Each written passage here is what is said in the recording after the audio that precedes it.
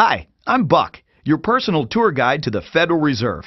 I'm here to introduce you to one of the most complex but effective institutions in the United States. But don't worry, I'll explain it all in plain English. Just beside me is a road map of where we're going. Together, we'll walk through the Federal Reserve System, literally. And along the way, I'll show you just what goes on around here and why it's important. By the end of this tour, you too will be able to explain the Federal Reserve in plain English. There is no other agency of government which can overrule actions that we take. There is no other agency of government which can overrule actions that we take. There is no other agency of government which can overrule actions that we take. That would effectively be a takeover of monetary policy by the Congress, a repudiation of the independence of the Federal Reserve, which would be highly destructive to the stability of the financial system, the dollar, and our national economic situation. The Federal Reserve does not own any gold at all. We have not owned gold since 1934.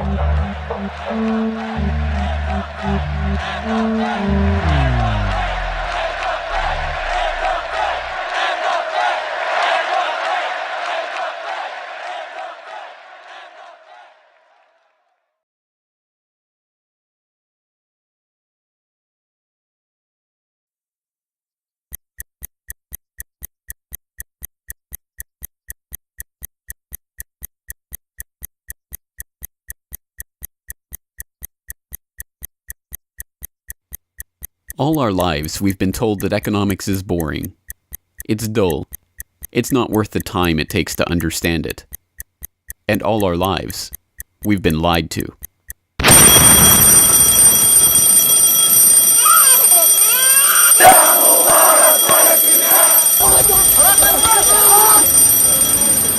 War, poverty, revolution. They all hinge on economics, and economics all rests on one key concept. Money. Money. It is the economic water in which we live our lives. We even call it currency. It flows around us, carries us in its wake, drowns those who are not careful. We use it every day, in nearly every transaction we conduct. We spend our lives working for it, worrying about it, saving it, spending it, pinching it. It defines our social status. It compromises our morals. People are willing to fight, die, and kill for it. But what is it? Where does it come from? How is it created? Who controls it? It is a remarkable fact that, given its central importance in our lives, not one person in 100 could answer such basic questions about money as these. So if you were planning a family, you'd want to know where babies come from. Yeah. And this is a lot about banking. So let me ask you, where does money come from? Where does the money come from? Where does any money? The government prints it. It's printed off. Where does money come from? How is new money created? By labor. People work and produce wealth, and the money is supposed to match that wealth. Where does money come from? Well, I have a pretty different outlook on money. It actually comes from like trees, right? But why is this? How could we be so ignorant about a topic of such importance? Where does money come from is a basic, childlike question. So why is our only response the childlike answer meant as a joke? It grows on trees. Such a profound state of ignorance could not come about naturally. From the time we are children, we are curious about the world and eager to learn about the way it works. And what could lead to a better understanding of the way the world works than a knowledge of money, its creation and destruction? Yet discussion of this topic is fastidiously avoided in our school years and ignored in our daily life.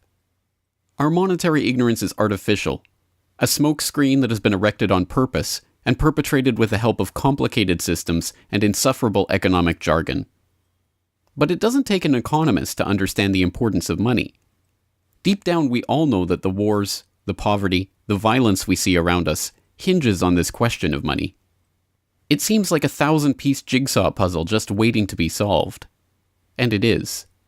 The puzzle pieces, taken together, create an image of the Federal Reserve, America's central bank and the heart of the country's banking system. Despite its central importance to the economy, relatively few have heard of it, and fewer still know what it is, despite the bank's attempts at self-description. Our economy runs on a complex system of exchange of goods and services, in which money plays a key part. Coin, currencies, savings, and checking accounts, the overall supply of money is managed by the Federal Reserve. Money is the medium through which economic exchanges take place, and money as a standard of value helps us to set prices for goods and services. The job of managing money, monetary policy, is to preserve the purchasing power of the dollar while ensuring that a sufficient amount of money is available to promote economic growth. The Federal Reserve also promotes the safety and soundness of the institutions where we do our banking. It ensures that the mechanisms by which we make payments, whether by cash, check, or electronic means, operate smoothly and efficiently. And in its fiscal role, acts as the banker for the United States government. Now, these duties comprise the major responsibilities of our central bank. But in order to really understand the Federal Reserve, we must first understand its origins and context. We must deconstruct the puzzle. The first piece of that puzzle lies here, in the White House. This is where the Federal Reserve Act, then known as the Currency Bill, was signed into law after passing the House and Senate in late December 1913. The New York Times of Christmas Eve 1913 described the festive scene. The Christmas spirit pervaded the gathering. While the ceremony was a little less impressive than that of the signing of the Tariff Act on October 3rd last in the same room, the spectators were much more enthusiastic and seized every occasion to applaud. There in the White House that fateful December evening, President Wilson signed away the last veneer of control over the American money supply to a cartel, a well-organized gang of crooks so successful, so cunning, so well hidden that even now, a century later, few know of its existence, let alone the details of its operations. But those details have been openly admitted for decades. Of course, just as we have been taught to find economics boring, we have been taught that this story is boring. This is the way the Federal Reserve itself tells it. The United States was facing severe financial problems. At the turn of the century, most banks were issuing their own currency, called banknotes. The trouble was, currency that was good in one state was sometimes worthless in another. People began to lose confidence in their money, since it was only as sound as the bank that issued it. Fearful that their bank might go out of business, they rushed to exchange their banknotes for gold or silver. By attempting to do so, they created the Panic of 1907. During the panic, people streamed to the banks and demanded their deposits. The banks could not meet the demand. They simply did not have enough gold and silver coin available. Many banks went under. People lost millions of dollars. Businesses suffered. Unemployment rose, and the stability of our economic system was again threatened. Well, this couldn't go on. If the country was going to grow and prosper, some means would have to be found to achieve financial and economic stability. To prevent financial panics like the one in 1907, President Woodrow Wilson signed the Federal Reserve Act into law in 1913. But this is history as told by the victors, a revisionist vision in which the creation of a central bank to control the nation's money supply is merely a boring historical footnote, about as important as the invention of the zipper or an early 20th century hula hoop craze. The truth is that the story of the secret banking conclave that gave birth to that Federal Reserve Act is as exciting and dramatic as any Hollywood screenplay or detective novel yarn, and all the more remarkable for the fact that it is all true. We pick up the story, appropriately enough, under cover of darkness. It was the night of November 22nd, 1910, and a group of the richest and most powerful men in America were boarding a private rail car at an unassuming railroad station in Hoboken, New Jersey. The car, waiting with shades drawn to keep onlookers from seeing inside, belonged to Senator Nelson Aldrich, the father-in-law of billionaire heir to the Rockefeller dynasty, John D. Rockefeller Jr. A central figure on the influential Senate Finance Committee where he oversaw the nation's monetary policy, Aldrich was referred to in the press as the general manager of the nation. Joining him that evening was his private secretary Shelton, and a who's who of the nation's banking and financial elite.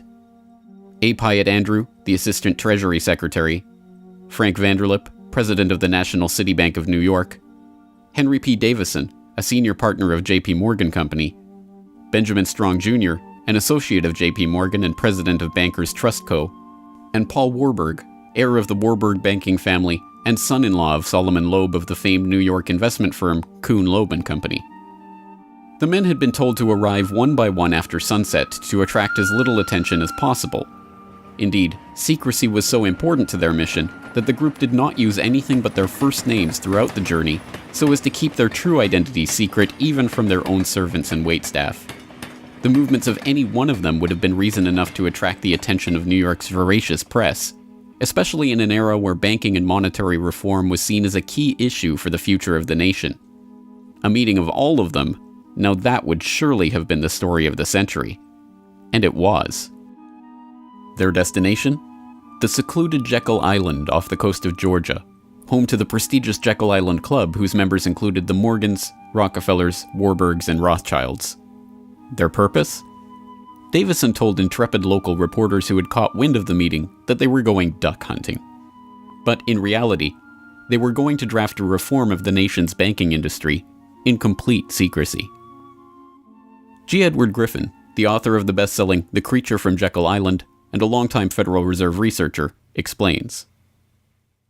What happened is that the banks decided that since there was going to be legislation anyway to control their industry, that they wouldn't just sit back and wait and see what happened and cross their fingers that it would be okay. They decided that to do what so many cartels do today, they decided to take the lead, and they would be the ones calling for regulations and reform. They like the word reform, and the American people are suckers for the word reform. You just put that into any corrupt piece of legislation, call it reform, and people say, oh, I'm all for reform, and so they vote for it or accept it. So that's what they were doing. They decided we will reform our own industry. In other words, we will create a cartel, and we will give the cartel the power of government. We'll take our cartel agreement so that we can self-regulate to our advantage, and we'll call it the Federal Reserve Act. And then we'll take this cartel agreement to Washington and convince those idiots there to pass it into law. And that basically was the strategy. It was a brilliant strategy. Of course, we see it happening all the time, and certainly in our own day today, we see the same thing happening in other cartelized industry. Right now, we're watching it unfold in the field of healthcare, but at that time, it was banking, all right? And so the banking cartel wrote their own rules and regulations, called it the Federal Reserve Act, got it passed into law, and it was very much to their liking because they wrote it. And in essence, what they had created is a set of rules which made it possible for themselves to regulate their industry, but they went even beyond that. In fact, it's clear to me when I was reading their letters and their conversations at the time and the debates that they never dreamed that Congress would go along and also give them the right to issue the nation's money supply. I mean, not only were they now going to regulate their own industry, which is what they started out as wanting to do, but they got this incredible gift that they didn't dream would be given to them, although they were negotiating for it. And that was Congress gave them the authority to issue the nation's money. And Congress gave away the sovereign right to issue the nation's money to the private banks. And so all of this was in the Federal Reserve Act, and the American people were joyous because they were told and they were convinced that this was finally a means of controlling this big creature from Jekyll Island. Amazingly enough, they were successful, not just in conspiring to write the legislation that would eventually become the Federal Reserve Act, but in keeping that conspiracy a secret from the public for decades. It was first reported on in 1916 by Bertie Charles Forbes, the financial writer who would later go on to found Forbes magazine. But it was never fully admitted until a quarter century later, when Frank Vanderlip wrote a casual admission of the meeting in the February 9, 1935 edition of the Saturday Evening Post. I was as secretive, indeed as furtive, as any conspirator. I do not feel it is any exaggeration to speak of our secret expedition to Jekyll Island as the occasion of the actual conception of what eventually became the Federal Reserve System. Over the course of their 9 days of deliberation at the Jekyll Island Club, they devised a plan so overarching, so ambitious, that even they could scarcely imagine that it would ever be passed by Congress. As Vanderlip put it, discovery of our plan, we knew, simply must not happen, or else all our time and effort would be wasted. If it were to be exposed publicly that our particular group had got together and written a banking bill, that bill would have no chance whatever of passage by Congress. So what precisely did this conclave of conspirators devise at their Jekyll Island meeting? A plan for a central banking system to be owned by the banks themselves, a system which would organize the nation's banks into a private cartel that would have sole control over the money supply itself. At the end of their 9-day meeting, the bankers and financiers went back to their respective offices content in what they had accomplished. The details of the plan changed between its 1910 drafting and the eventual passage of the Federal Reserve Act, but the essential ideas were there. But ultimately, this scene on Jekyll Island, too, is just one piece of a larger puzzle. And like any other puzzle piece, it has to be seen in its wider context for the bigger picture to become visible. To understand the other pieces of the puzzle and their importance in the creation of the Federal Reserve, we have to travel backward in time. The story begins in late 17th century Europe. The 9 Years' War is raging across the continent as Louis XIV of France finds himself pitted against much of the rest of the continent over his territorial and dynastic claims. King William III of England, devastated by a stunning naval defeat, commits his court to rebuilding the English navy. There's only one problem: money. The government's coffers have been exhausted by the waging of the war, and William's credit is drying up. A Scottish banker, William Patterson, has a banker's solution. A proposal to form a company to lend £1 million to the government at 6% plus £5,000 management fee, with the right of note issue. By 1694, the idea has been slightly revised, a £1.2 million loan at 8% plus £4,000 for management expenses. But it goes ahead. The magnanimously titled Bank of England is created. The name is a carefully constructed lie, designed to make the bank appear to be a government entity. But it is not. It is a private bank owned by private shareholders for their private profit, with a charter from the king that allows them to print the public's money out of thin air and lend it to the crown. What happens here at the birth of the Bank of England in 1694 is the creation of a template that will be repeated in country after country around the world. A privately controlled central bank lending money to the government at interest, money that it prints out of nothing. And the jewel in the crown for the international bankers that creates this system is the future economic powerhouse of the world, the United States. In many important respects, the history of the United States is the history of the struggle of the American people against the banksters that wish to control their money.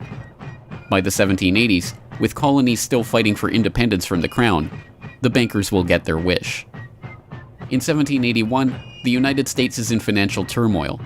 The Continental, the paper currency issued by the Continental Congress to pay for the war, has collapsed from overissue and British counterfeiting. Desperate to find a way to finance the end stages of the war, Congress turns to Robert Morris, a wealthy shipping merchant who was investigated for war profiteering just 2 years earlier. Now, as Superintendent of Finance of the United States from 1781 to 1784, he is regarded as the most powerful man in America, next to General Washington. In his capacity as Superintendent of Finance, Morris argues for the creation of a privately owned central bank deliberately modeled on the Bank of England that the colonies were supposedly fighting against. Congress, backed into a corner by war obligations and forced to do business with the bankers just like King William in the 1690s, acquiesces and charters the Bank of North America as the nation's first central bank. And exactly as the Bank of England came into existence loaning the British Crown £1.2 million, the BNA started business by loaning $1.2 million to Congress. By the end of the war, Morris has fallen out of political favor and the Bank of North America's currency has failed to win over a skeptical public. the BNA is downgraded from a national central bank to a private commercial bank chartered by the state of Pennsylvania. But the bankers have not given up yet. Before the ink is even dry on the Constitution, a group led by Alexander Hamilton is already working on the next privately owned central bank for the newly formed United States of America. So brazen is Hamilton in the forwarding of this agenda that he makes no attempt to hide his aims or those of the banking interests he serves. A national debt, if it is not excessive, will be to us a national blessing, he wrote in a letter to James Duane in 1781. It will be a powerful cement of our union. It will also create a necessity for keeping up taxation to a degree which, without being oppressive, will be a spur to industry. Opposition to Hamilton and his debt-based system for establishing the finances of the U.S. is fierce. Led by Jefferson and Madison, the bankers and their system of debt enslavement is called out for the force of destruction that it is, with Thomas Jefferson writing, "The spirit of war and indictment, since the modern theory of the perpetuation of debt, has drenched the earth with blood and crushed its inhabitants under burdens ever accumulating." Still, Hamilton proves victorious. The first Bank of the United States is chartered in 1791 and follows the pattern of the Bank of England and the Bank of North America almost exactly. A privately owned central bank with the authority to loan money that it creates out of nothing to the government. In fact, it is the very same people behind the new bank as were behind the old Bank of North America. It was Alexander Hamilton, Robert Morris's former aide, who first proposed Morris for the position of financial superintendent, and the director of the old Bank of North America, Thomas Willing, is brought in to serve as the first director of the first Bank of the United States. Meet the new banking bosses, same as the old banking bosses. In the first 5 years of the bank's existence, the U.S. government borrows $8.2 million from the bank, and prices rise 72%.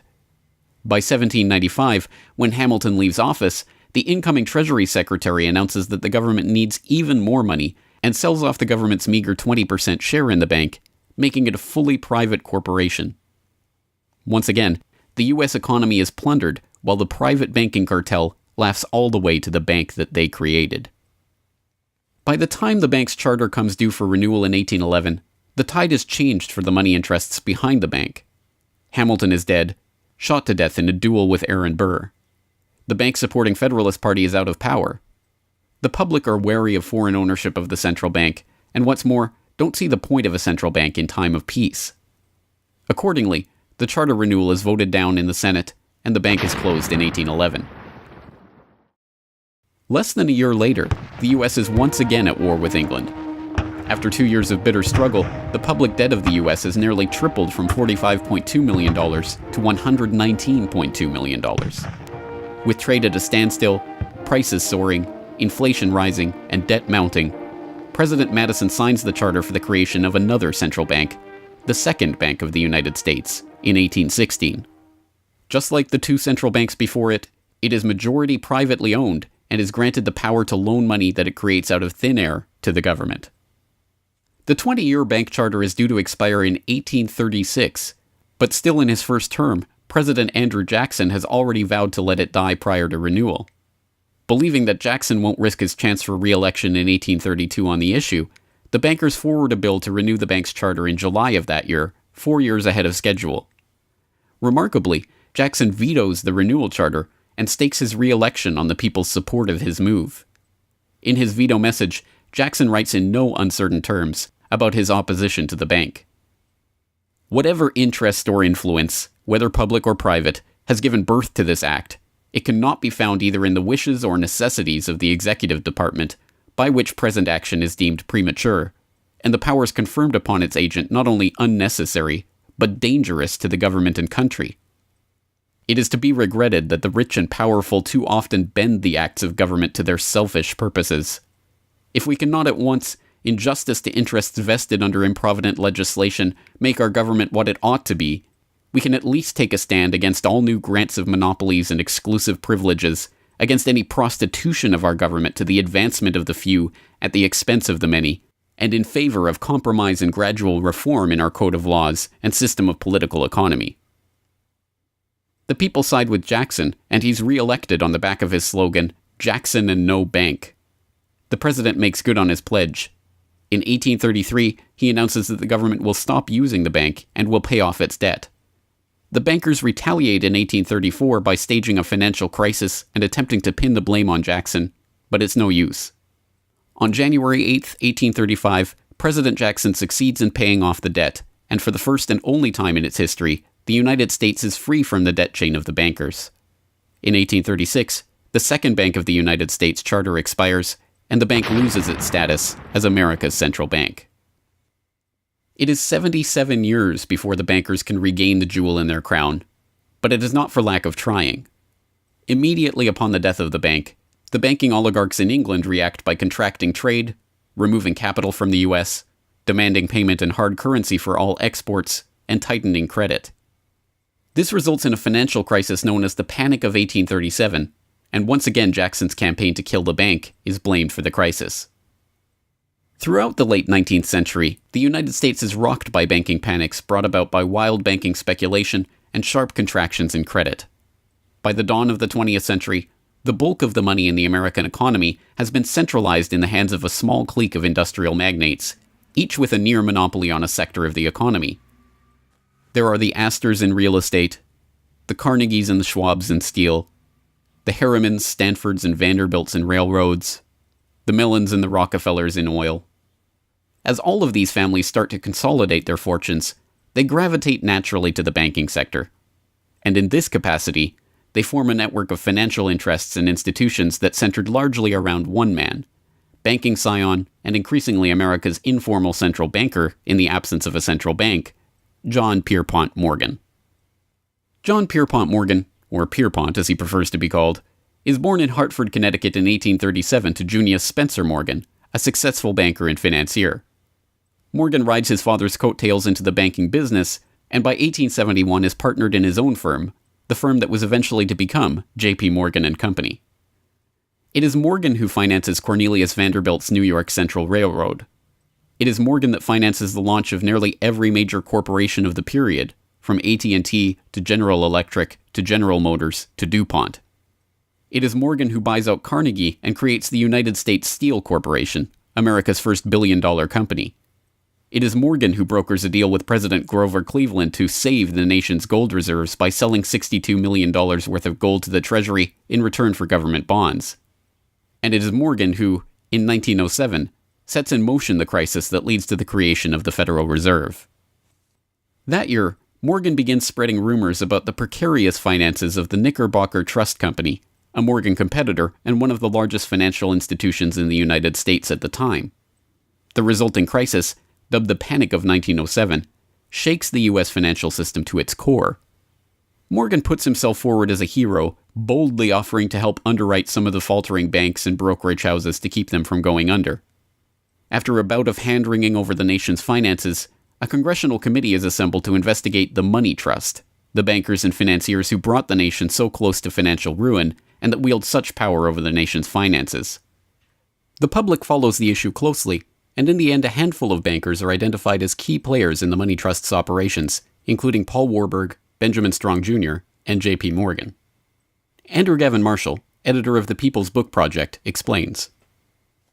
At the beginning of the 20th century, there was an investigation following the greatest of these financial panics, which was in 1907. And this investigation was on what was called the Money Trust, which found that three banking interests, J.P. Morgan, National City Bank, and the Citibank of New York, I believe it was, basically controlled the entire financial system. So three banks. And the public hatred towards these institutions was unprecedented. There was an overwhelming consensus in the country for establishing a central bank. But there were many different interests in pushing this, and everyone had sort of their own specific purpose behind advocating for a central bank.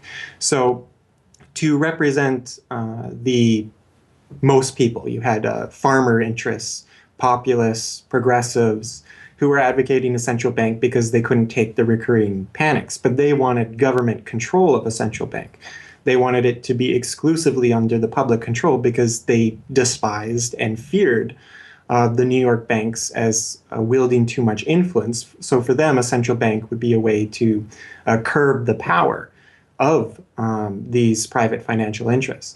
On the other hand, those same financial interests were advocating for a central bank to serve as a source of stability for their control of the system, also to act as a lender of last resort to them, and so that they would never have to face collapse, but also in order to exert more control through a central bank. The private New York banking community wanted a central bank under the exclusive control of them. There's a shocker. So you had all these various different interests which converged. Of course, the most influential happened to be the New York financial houses, which were more aligned with European financial houses than they were with any other element in American society. The main individual behind the founding of the Federal Reserve was Paul Warburg, who was a partner with Kuhn, Loeb and Company, European banking house. His brothers were prominent bankers in Germany at that time, and he had, of course, close connections with every major financial and really big industrial firm in the United States, and most of those existing in Europe. And he was discussing all these ideas with his fellow compatriots in advocating for a central bank. In 1910, Warburg got the support of a senator named Senator Aldrich, whose family later married into the Rockefeller family.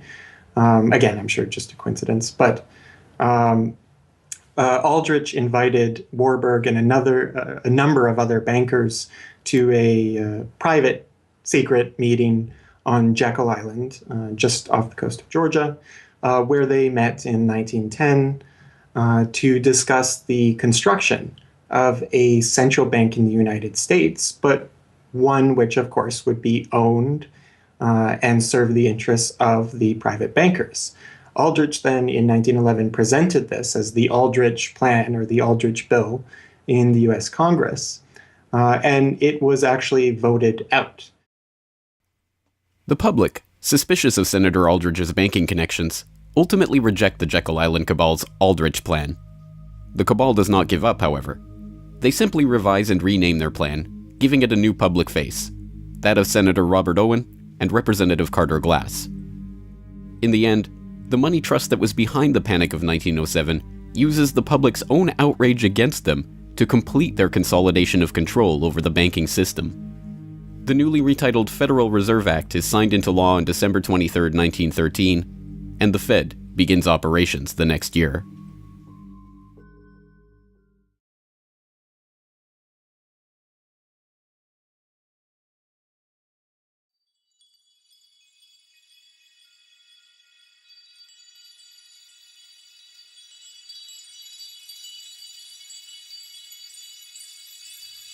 So how does the Federal Reserve System work? What does it do? Who owns and controls it? These are the basic questions that would get to the heart of the fundamental question, what is money? And that is why the answer to these questions have been shrouded in impenetrable economic jargon. Even the Federal Reserve's own educational propaganda, which has an unusual tendency towards cutesy animation and talking down to its audience, has a difficult time summarizing the Fed's mission and responsibilities. According to the Fed, to achieve these goals, the Fed, then and now, combines centralized national authority through the Board of Governors, remember that on the map, with a healthy dose of regional independence through the reserve banks. A third entity, the Federal Open Market Committee, brings together the expertise of the first two in setting the nation's monetary policy. Precisely what imaginary gaggle of schoolchildren is this economic gibberish aimed at? The simple truth, hidden behind the sleight of hand of economic jargon and magisterial titles, is that a banking cartel has monopolized the most important item in our entire economy: money itself. We are taught to think of money as the pieces of paper printed in government printing presses or coins minted by government mints.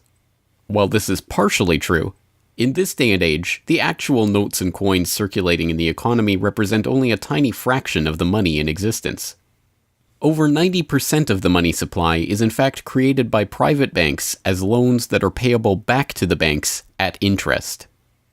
Although this simple fact is obscured by the wizards of Wall Street and gods of money who want to make the money creation process into some special art of alchemy carefully overseen by the government, the truth is not hidden from the public.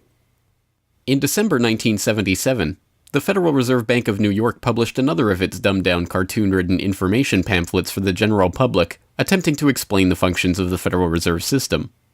There in black and white, they carefully explain the money creation process.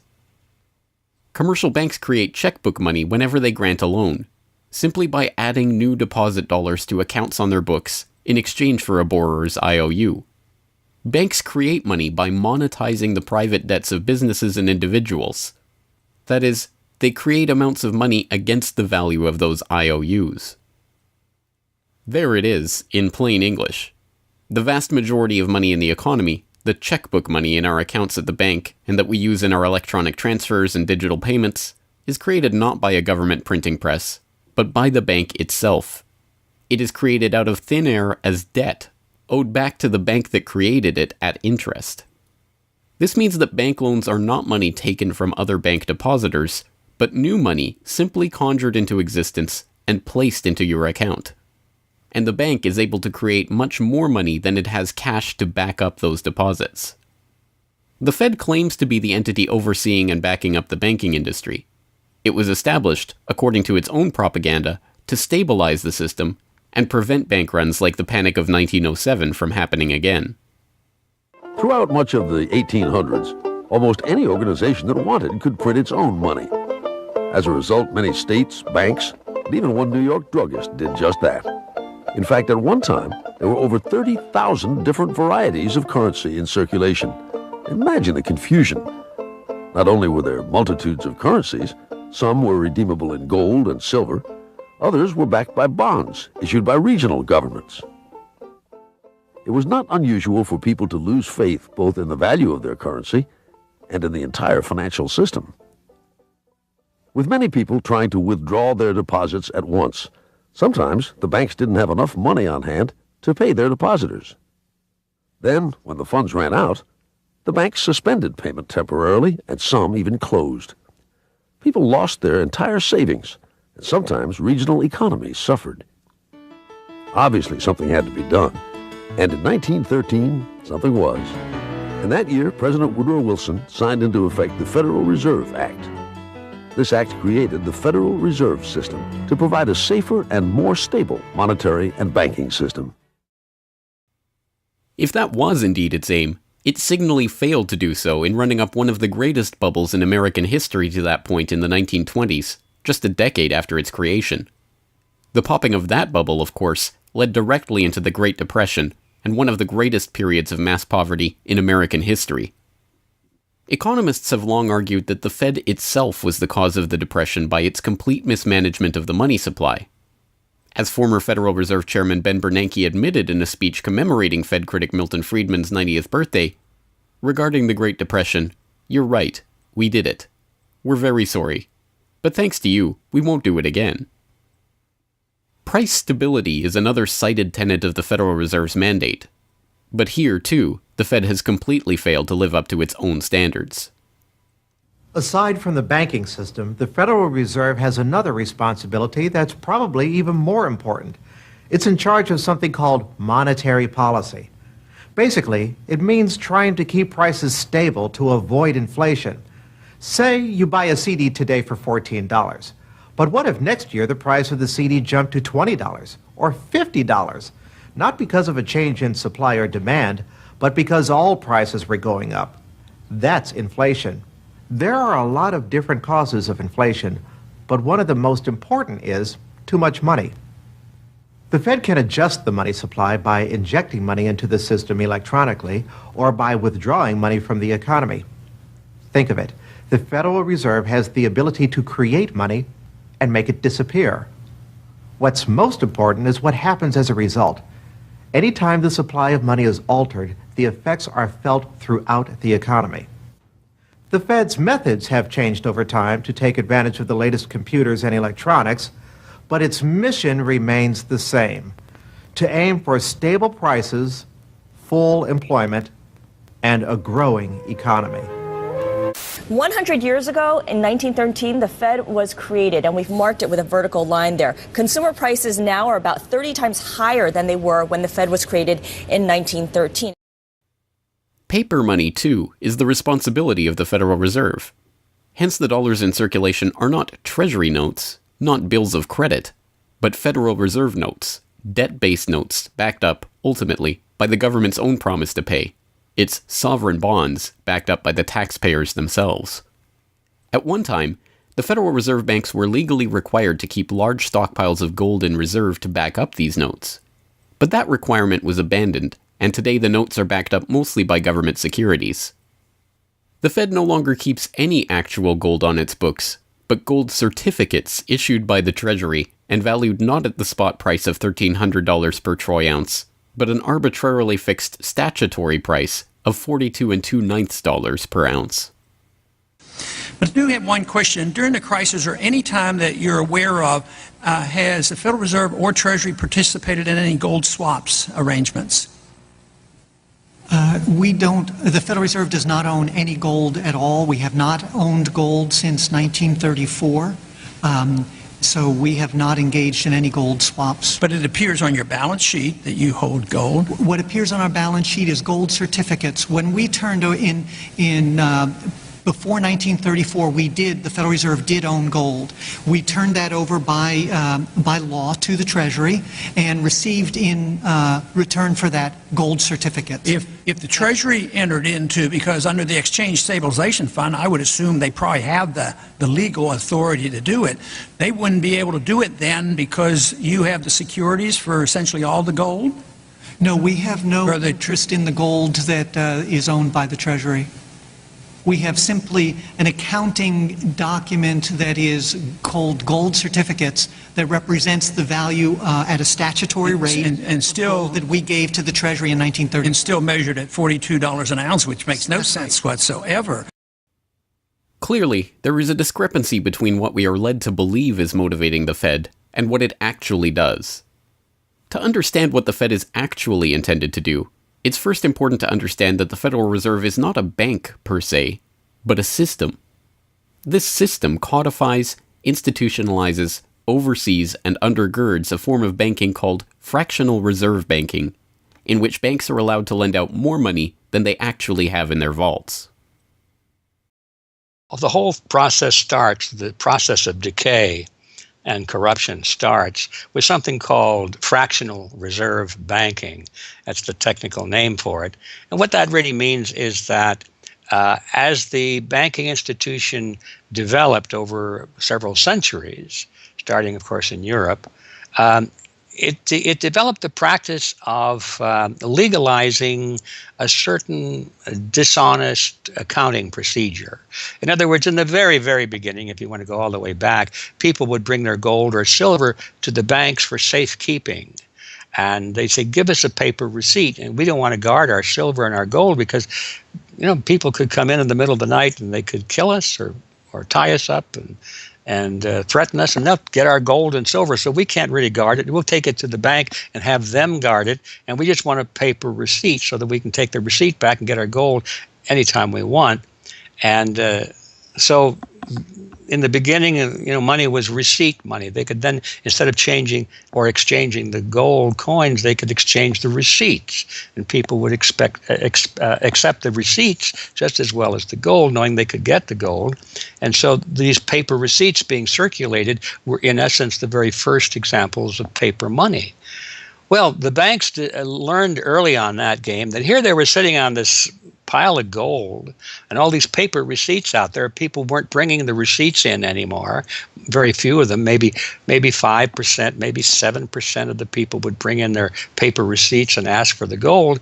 So they said, why don't we just sort of give more receipts out than we have gold?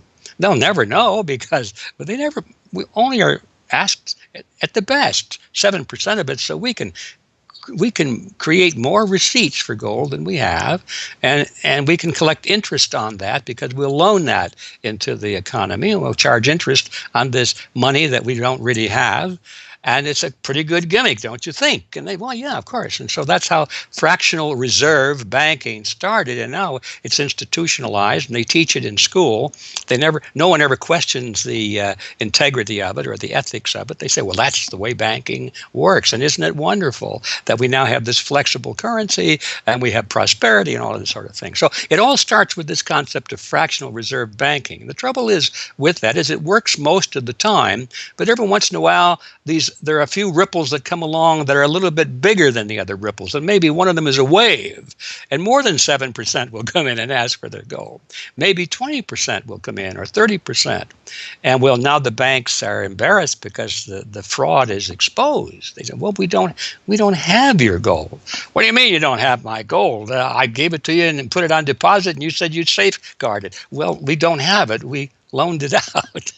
So then the word gets out, and everybody and their uncle comes and lines up for their gold.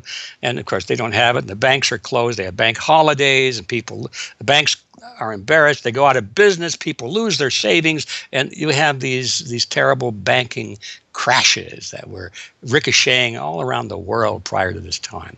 And that's what caused the concern. One of the things that caused the concern of the American people, they didn't want that anymore. They wanted to put a stop to that. And that was the whole purpose, supposedly, of the Federal Reserve System, is to put a stop to that. But since the people who designed the plan to put a stop to it were the very ones who were doing it in the first place, you can not be surprised that their solution was not a very good one insofar as the American people were concerned. Their solution was to expand it. Not to control it, but to expand it. See, prior to that time, this little game of fractional reserve banking was localized at the state level. Each state was doing its own little fractional reserve banking system. Each state, in essence, had its own Federal Reserve. Central banks were authorized by state law to do this sort of thing, and that was causing all this problem. And so the Federal Reserve came along and said, well, no, we're not going to do this at the state level anymore because look at all the problem it's causing. We're going to consolidate it all together, and we're going to do it at the national level. The key to this system, of course, is who controls this incredible power to regulate the economy by setting reserve requirements and targeting interest rates. The answer to this question, too, has been deliberately obscured. The Federal Reserve System is a deliberately confusing mishmash of public and private interests, reserve banks, boards and committees, centralized in Washington and spread out across the United States. So you have the Federal Reserve Board in Washington, appointed by the president. That's the only part of this system that is directly dependent upon the government for input. That's the federal part, that the government, the president specifically, gets to choose a few select governors. The 12 regional banks, the most influential of which is the Federal Reserve Bank of New York, essentially based in Wall Street to represent Wall Street, is representative of the major Wall Street banks who own shares in the private, not federal, but private Federal Reserve Bank of New York. All the other regional banks are also private banks. They vary according to how much influence they wield, but the Kansas City Fed is influential, the St. Louis Fed, the Dallas Fed. But the New York Fed is really the center of this system. And precisely because it represents the Wall Street banks who appoint the leadership of the New York Fed. So the New York Fed has a lot of public power, but no public accountability. It has no oversight. It does not answer to Congress the way that the chairman of the Federal Reserve Board of Governors does. And even then, the chairman of the Fed, of the Federal Reserve Board, who is appointed by the president, does not answer to the president. He does not answer to Congress. He goes to Congress to testify, but the policy that they set is independent. So they have no input from the government. The government can't tell them what to do, legally speaking. And of course, they don't.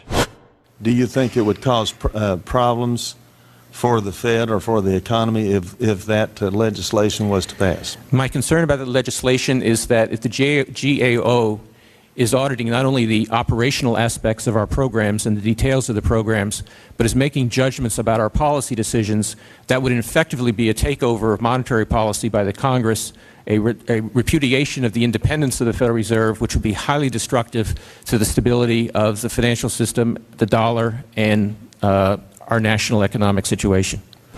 The Federal Open Market Committee is responsible for setting interest rates.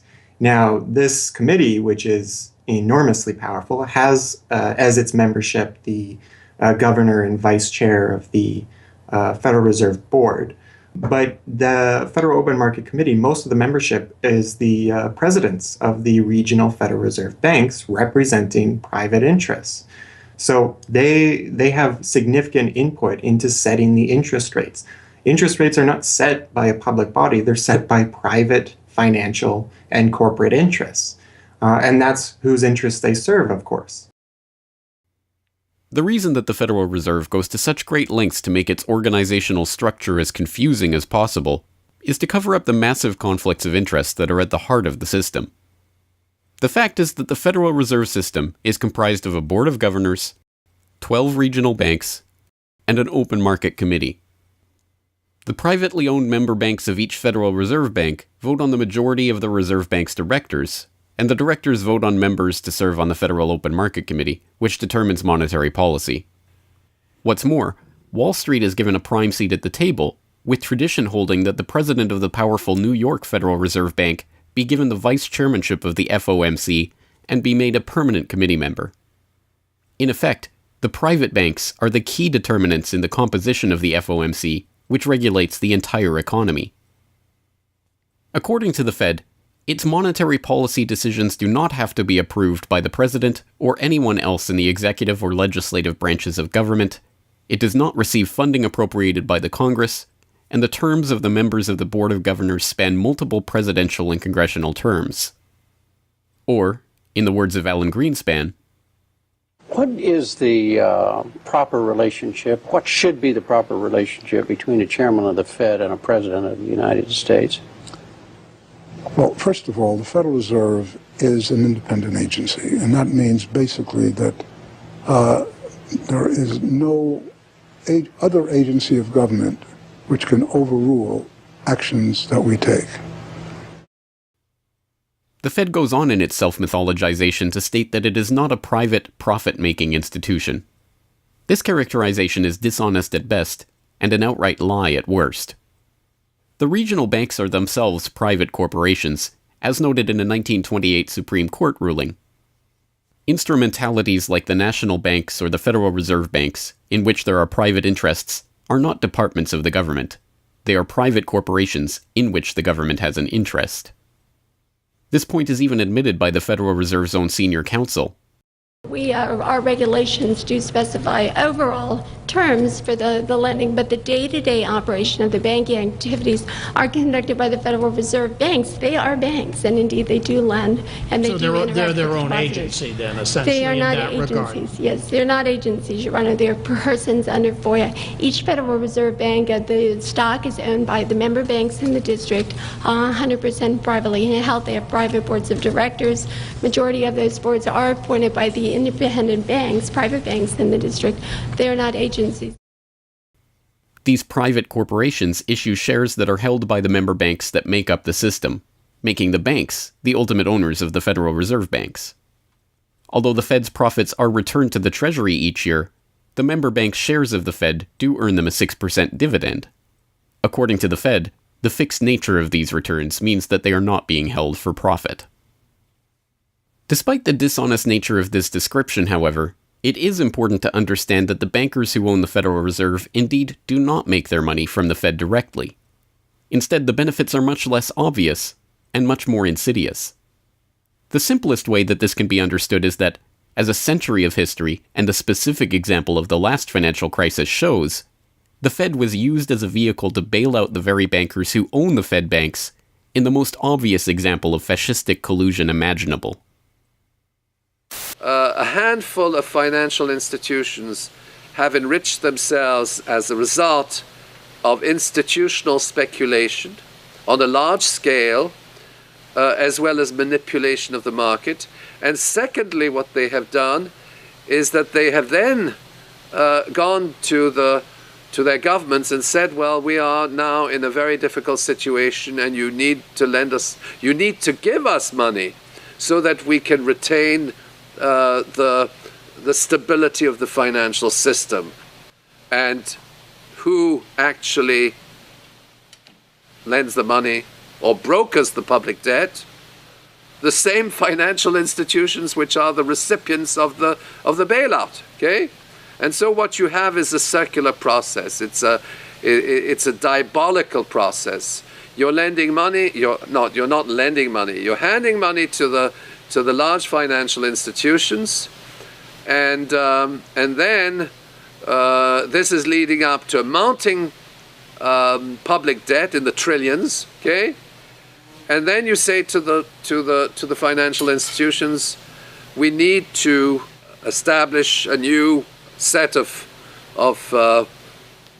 treasury bills and government bonds, etc., which of course are sold to the public, but they are always brokered through the financial institutions, which establish their viability and so on and so forth. And the financial institutions will probably buy part of this public debt. So that in effect what the government is doing is financing its own indebtedness through the bailouts. It hands money to the banks, but to hand the money to the banks, it becomes indebted to those same financial institutions, and then it says, well, we now have to emit large amounts of public debt. Please, can you help us? And then the banks will say, well, your books are not quite in order.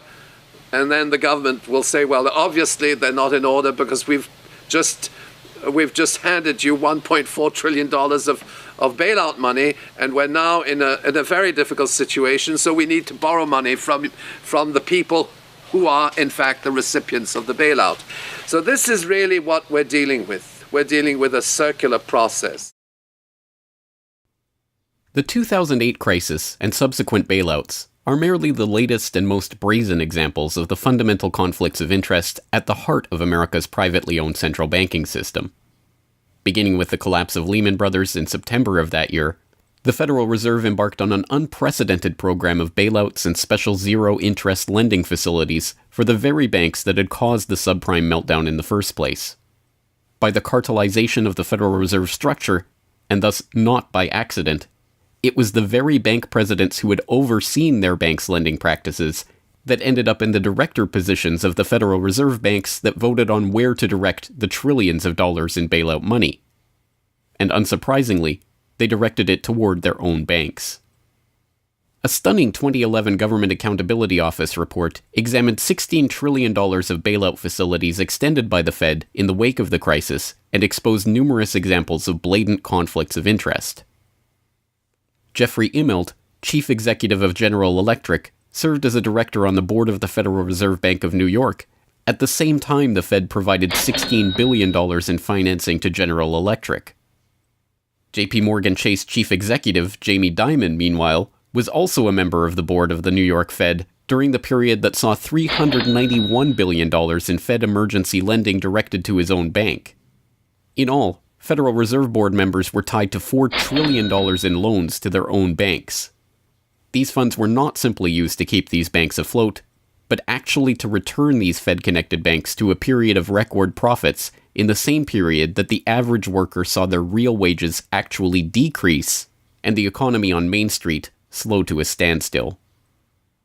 Ben Bernanke, at that time the chairman of the Federal Reserve Board of Governors, was confronted about these conflicts of interest by Senator Bernie Sanders upon the release of the GAO report in June 2012.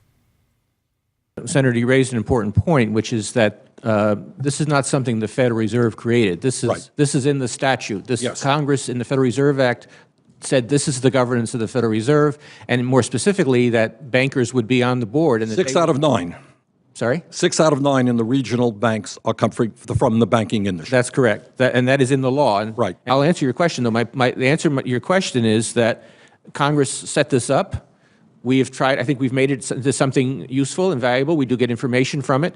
But if Congress wants to change it, of course, we will work with you to find alternatives.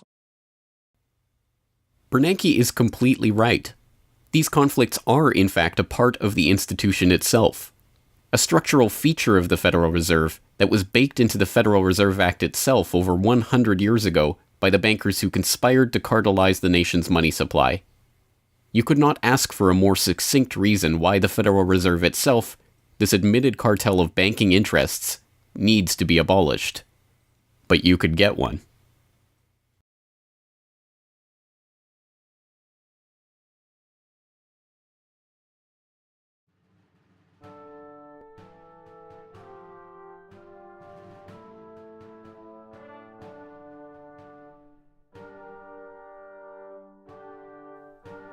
We now know that for centuries, the people of the United States have been at war with the international banking oligarchs.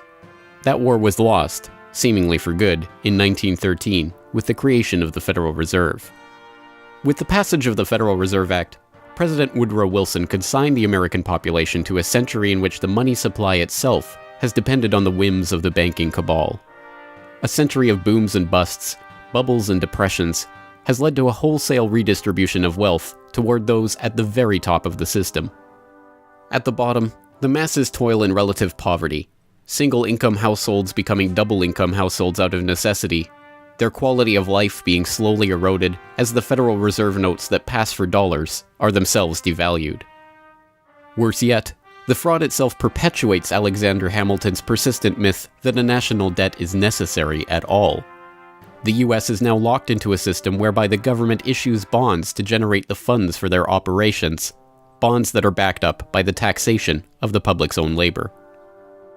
The perpetrators of this fraud, meanwhile, remain in the shadows, largely ignored by a general public that could instantly recognize the latest Hollywood heartthrob or pop idol, but have no clue what the head of Goldman Sachs or the New York Fed does, let alone who they are.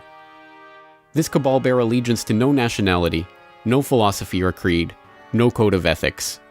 They are not even motivated by greed, but power. The power that the control of the money supply inevitably brings with it. After a person has all the money in the world that you could possibly use to buy anything you want, what's left to capture your imagination? And the answer, of course, is power. Power over people. Now, money is power over people, but there's another power over people as well, and that is the political power, the social power. And I think this has now become the dominant driving force of these people. They've already got the money. They've got it locked down. Now they're striving for this new world order, as their name for it. They want all of the world into one political unit, which they dominate, not only with money, but with military and psychological means and education and media and propaganda. They want total control over every human on the planet. And by golly, they're moving pretty rapidly in that direction. It did not take long for this lust for power to rear its head.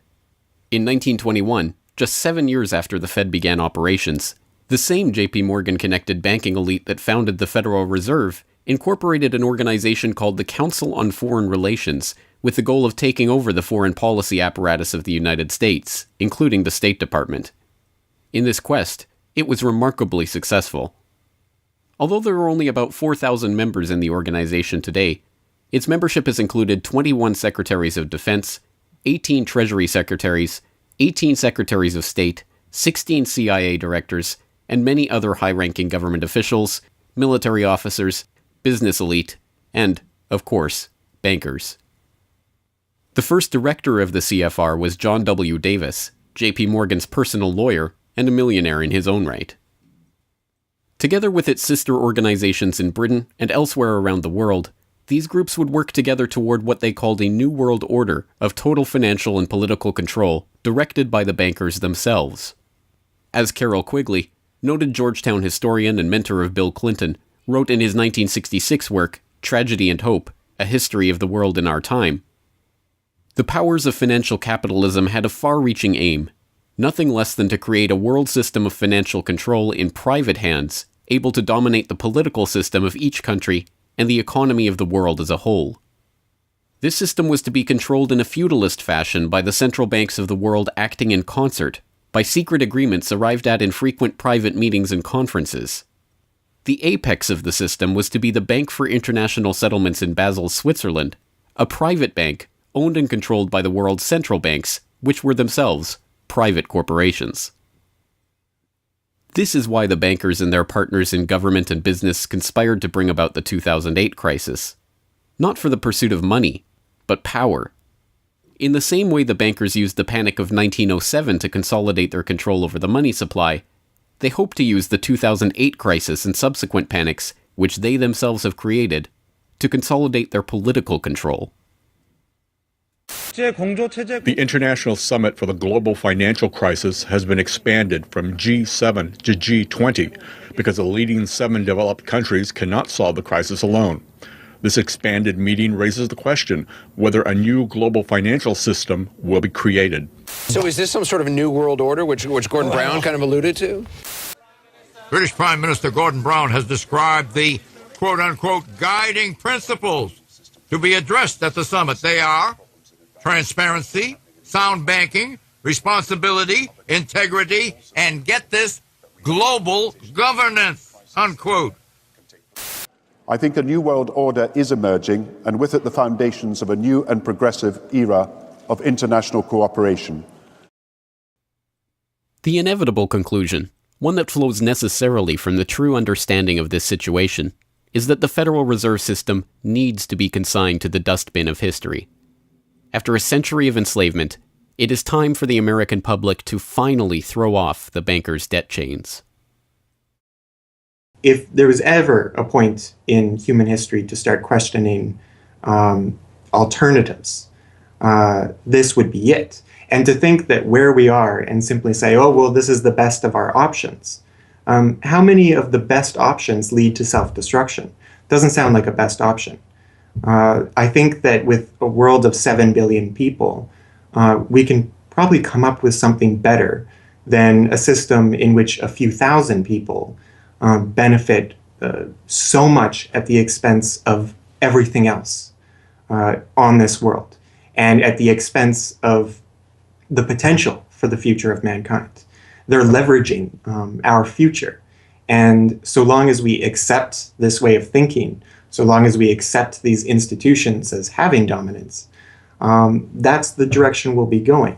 So I think reform is a good way to try and stall and to push back directly against the expanding and evolving power structures. But a radical change is what's really needed, and that has to be built from the bottom up. But I think that these two processes can and should go together in parallel. If you've made it this far, congratulations. You are now better informed on the economic history of the United States and the truth about the Federal Reserve than 99% of the population. If you do nothing else, then just working to get those around you educated on this information alone will have a profound effect. Once they learn of the scam, many are motivated to do something about it, and they, in turn, inform others.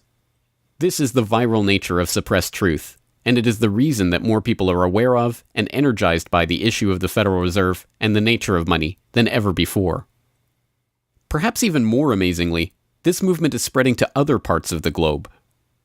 Recognizing the interlocking nature of the modern global economy and the international nature of the banking oligarchy, movements to abolish the Federal Reserve have sprung up in Europe, where protests against the cartelized central banking system are taking place in over 100 cities, attracting 20,000 people on a weekly basis. I started this movement because I realized that the Federal Reserve Act, in my opinion, is one of the most worst laws in the whole world. So a private banking company is lending America the money, and in my opinion, America is not any more democratic. The Federal Reserve tells the government what to do, and that's a problem. It's a very big problem, especially in the US.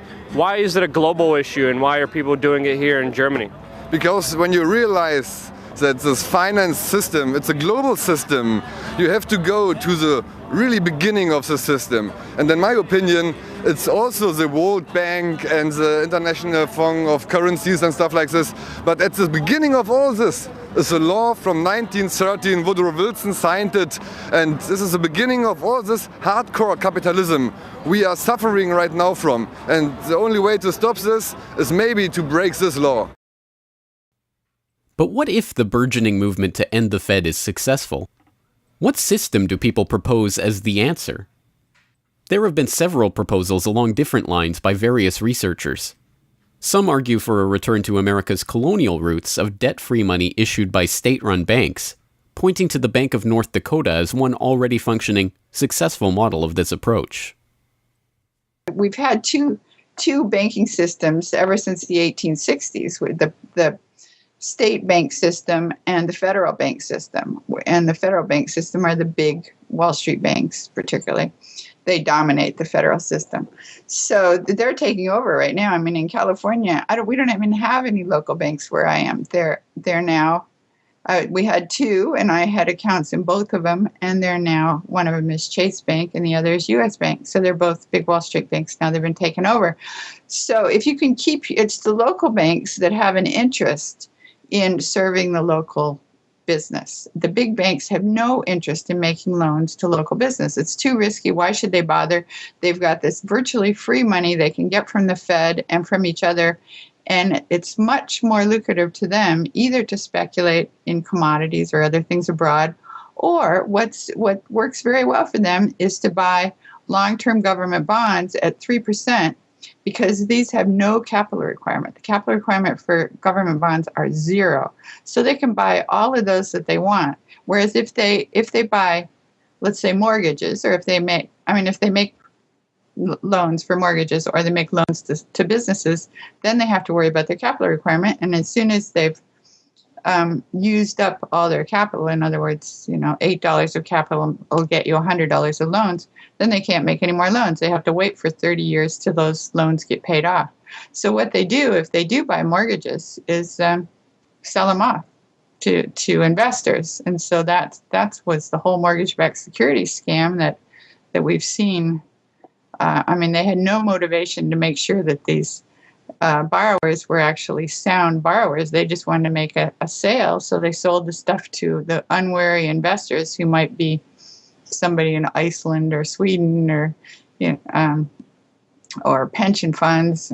Yeah, so that didn't work out so well. So a state bank with the partnering with the local banks can provide the capital, can help them with capital. In North Dakota, the state bank guarantees the loans of the local banks, allowing them to make much bigger loans than they could otherwise. And the state bank provides liquidity to the small banks. That's why the small banks, the local banks, aren't making loans to small business right now, because they don't know that they can get money from the other banks as needed. The way banking works is they make the loan first. I mean, if you have credit lines to many different businesses, and if they all hit up their credit lines at once, you're going to run out of money. So you don't dare do that unless you know that you can get short-term loans from the other banks. And what's happening right now, even though there's $1.6 trillion in excess reserves sitting on the books of the big banks, they're not available to the little banks. And the reason is because the Fed is paying 0.25% interest on those reserves. So the banks have no incentive to lend them to the little banks. Why let go of them when you can make just as much keeping them, and then you still have your reserves, and you can use them as collateral to buy bonds or something that'll make you more money. So the whole system is messed up. And in North Dakota, the Bank of North Dakota provides the liquidity for these local banks. Others advocate a decentralized system of alternative and competing currencies that greatly reduce or even eliminate altogether the need for a central bank. Well, 22 years ago in Ithaca, New York, I noticed that a lot of people, friends particularly, had skills and time that were not being employed or respected by the prevailing economy. And while we had much desire to create things and trade them with each other, and many services we could provide to each other. We didn't have the money. So, since I have a background in graphic design, journalism, and arrogance, I went to my computer and designed paper money for Ithaca, New York. Designed pretty colorful money, with pictures of children, waterfalls, and trolley cars, and denominated in hours of labor. 1 hour note, half hour, quarter, eighth hour note, 2 hour note, and then began to issue to each of the pioneer traders who had agreed to be listed in the directory a specific starter amount. And the game began. An hour has been worth an hour of basic labor, or $10 US, which at that time, 20 years ago, was double the minimum wage. People who usually expect more than $10 per hour of their service can charge multiple hours per hour, but the denomination puts between us as residents of our community that reminder that we are fellow citizens, not merely winners or losers scrambling for dollars. And it introduces us to each other on the basis of these skills and services that we have, that we are more proud to provide for each other than often is the case with a conventional job, just the stuff we have to do to get the money to pay the bills. So through that trading process, that more intimate scale process within the community, we're more easily able to become friends and lovers and political allies. It's an inspiring story, and tell people about how much money has circulated through this community. I mean, it's important for people to understand just how successful this has been. Because we're not a computer system, we don't have a specific volume of trading recorded, but by the grapevine, by phone surveys, and over the years watching the money move, we were able to guess very reliably at several $1 million equivalent of this money has transacted over those years, making loans without charging interest up to $30,000 value, which is the fundamental monetary revolution in our system. Then as well, making grants of the money to over 100 community organizations. Some argue for currencies whose mathematical nature prevent them from being merely conjured into existence whenever a federal government wants to wage another war of aggression or forge another link in the seemingly endless train of governmental tyranny and abuse. What people have to understand about Bitcoin is that it's a completely decentralized network. There's no central server, there's no controlling company, there's no office. It's just free software that anyone can download and start running on their computer anywhere in the world.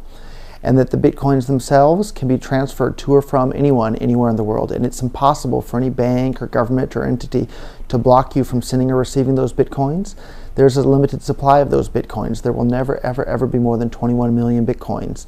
And so because, like everything, the price is set based on supply and demand, because the supply of Bitcoins is limited and the demand is increasing as more and more people start to use them and more websites start to accept them, the price of Bitcoins in terms of dollars is going to have to increase even a lot more than the $500 per Bitcoin that it is today.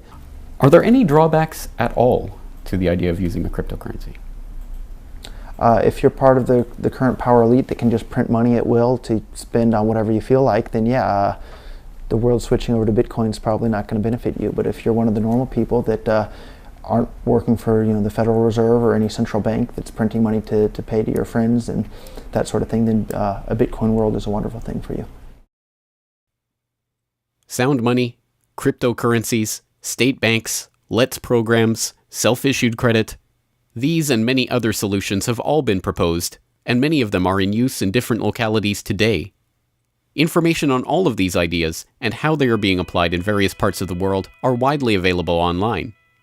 The point is that the question of what money is and how it should be created is perhaps the single greatest question facing humanity as a whole, and yet it is one that has been almost completely eliminated from the national conversation. Until recently. End the Fed! End the Fed!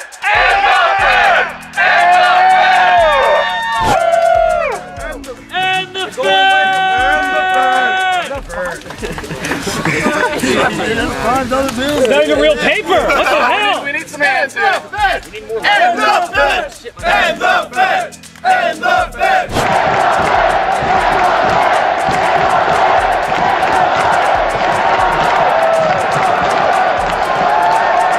I haven't even gotten to that part yet. We can do it again when I get to that part.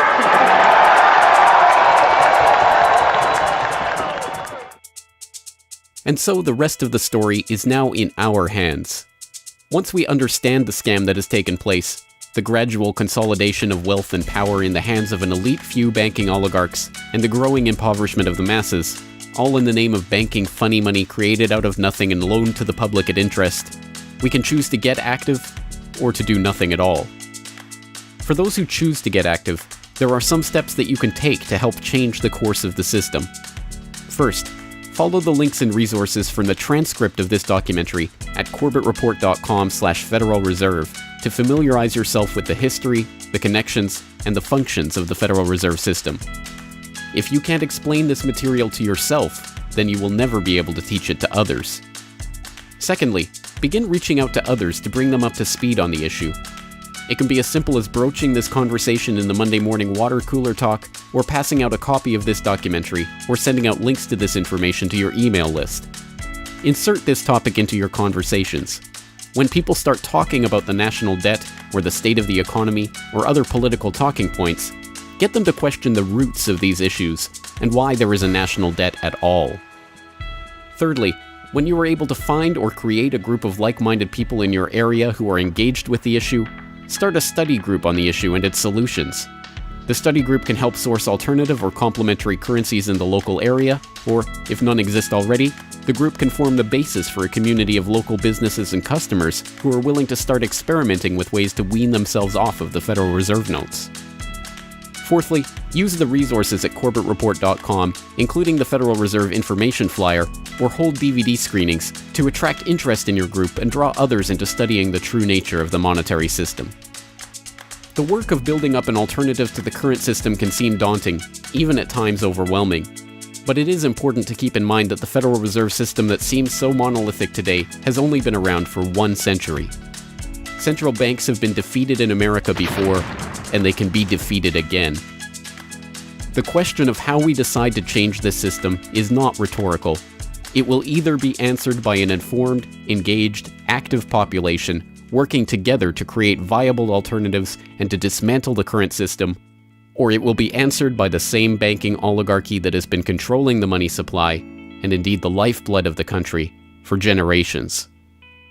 Now, 1 century after the creation of the Federal Reserve System, we have a choice to make. Whether the next century, like the one before it, will be a century of enslavement, or, transformed by the actions and choices that we make in the light of this knowledge, a century of empowerment.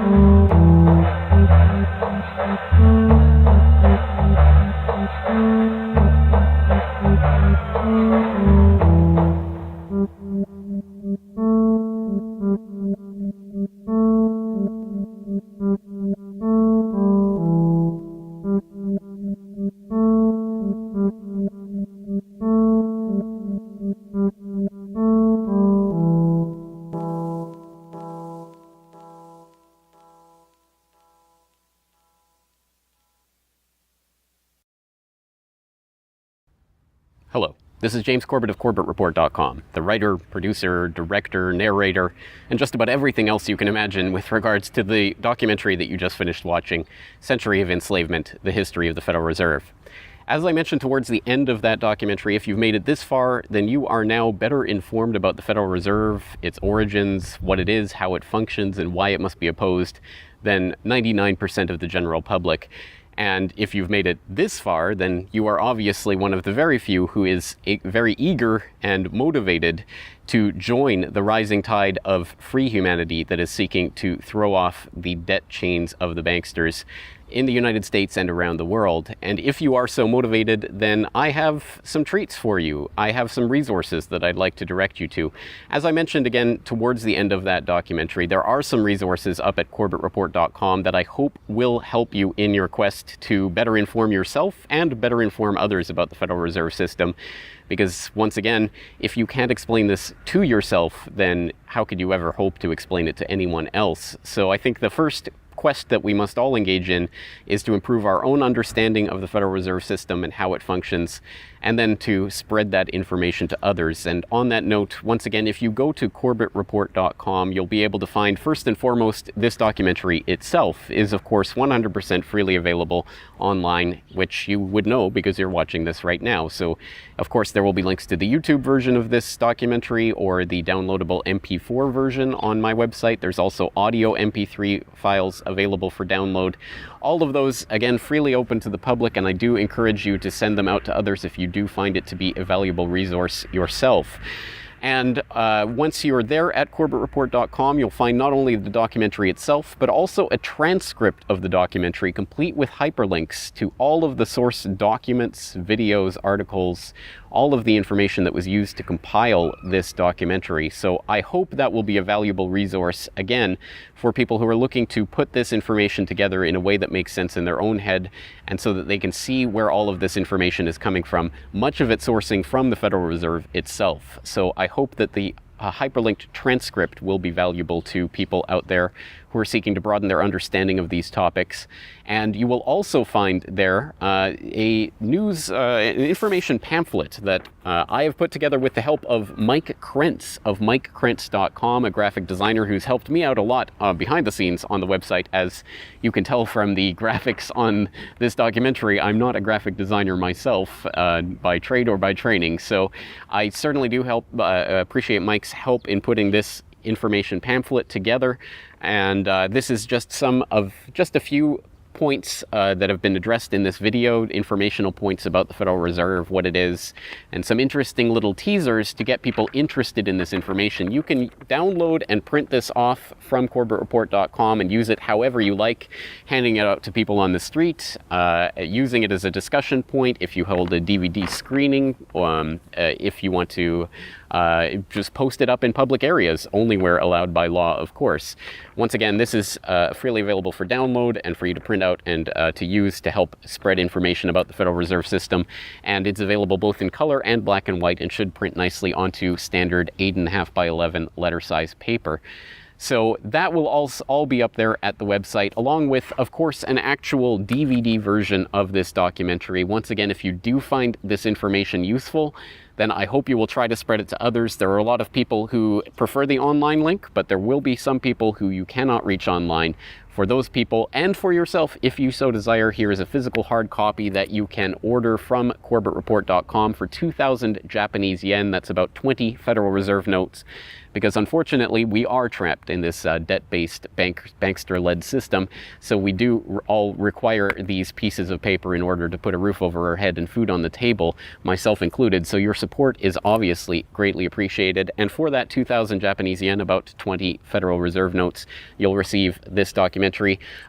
Disc 1 containing the documentary itself. Disc 2, the full 1-hour interview with G. Edward Griffin. So I think, again, a valuable resource for people who are looking for more information about the Federal Reserve. So that's available at corbettreport.com, along with all of this that we've talked about here, the information pamphlet, the hyperlink transcript, all of the various formats this is available in. Once again, I've tried to make this as straightforward as possible and also as detailed as possible so that you can start to further your own exploration and understanding of this system that we're facing. Once again, of course, any way that you choose to get this information out to others is greatly appreciated, but if you do want to send the Corbett Report links around, the best one to use is corbettreport.com/Federal Reserve. That will have the documentary in the YouTube format, it will have the downloadable MP3 and MP4 formats, it will have the transcript, it will have the downloadable information pamphlet, and it will also have a link to buy the DVD. So all of that will be there at corbettreport.com/Federal Reserve. Please send people there if you're going to send people anywhere.